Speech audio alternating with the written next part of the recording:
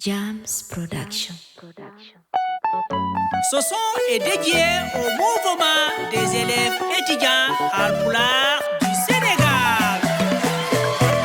Oh, Dereleñol, Fulbe, Meflodi Kauran, Fulbe no dima mouvement des élèves étudiants du Sénégal. Les étudiants Fulbe du Sénégal, Ebenari, Kabankare Leñol Moué, Meflodi Kauran, Fulbe no dima mouvement des élèves étudiants du Sénégal. Les étudiants Fulbe du Sénégal, Ebenari, Kabankare Leñol Moué. Mouvement des élèves étudiants Fulbe du Sénégal. Endarima Kamiol Tude Ujaji Leñol Muen Mem Noti Kaural Nam Jingande Leñol Fulbe Fof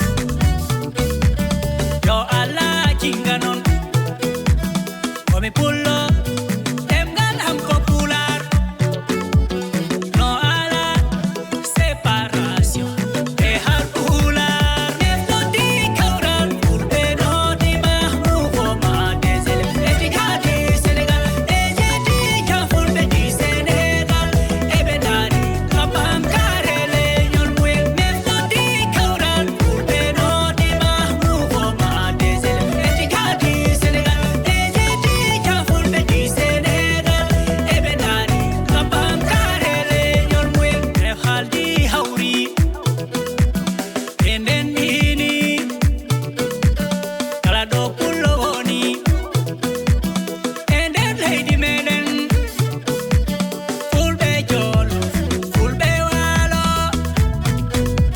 salum e fuuta fuladu e ferlo fulɓe oriental son objectif c'est défendre la communauté Haalpulaar.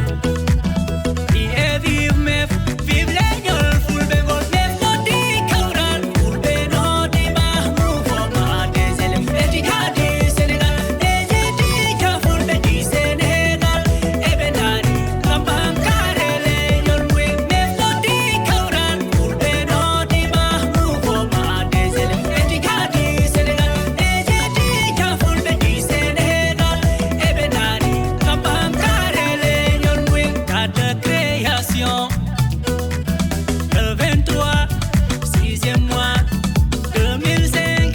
Président Saïdou Sow Poulo, secrétaire général Ibiba Ido Dereleñol, trésorier Ousmane Korka Diallo, Idari en wallondirde et Khalifaɓe Leñol Fulbe Ngol et les autorités Senaɓe meɗen. Son objectif, c'est défendre la communauté Haalpulaar, réunir l'ensemble des élèves étudiants Fulabé, promouvoir la culture Fulbe et la langue Haalpulaar. Où sont les élèves étudiants? Si vous êtes contents, levez la main. Donnez tout le monde toto. Meflodi Kauran Fulbe no dima mouvement des élèves étudiants du Sénégal. Les étudiants Fulbe du Sénégal, Ebenari, Kabankare Leñol Moué. Meflodi Kauran Fulbe no dima mouvement des élèves étudiants du Sénégal. Les étudiants Fulbe du Sénégal, Ebenari, Kabankare Leñol Moué. Le pulaar est une langue mélodieuse, expressive, profondément enracinée, parlée dans plus de 20 pays. Être fier de parler pulaar, c'est faire vivre une identité et une culture orale riche en proverbes, en poésie et en transmission des savoirs. Mix Billy.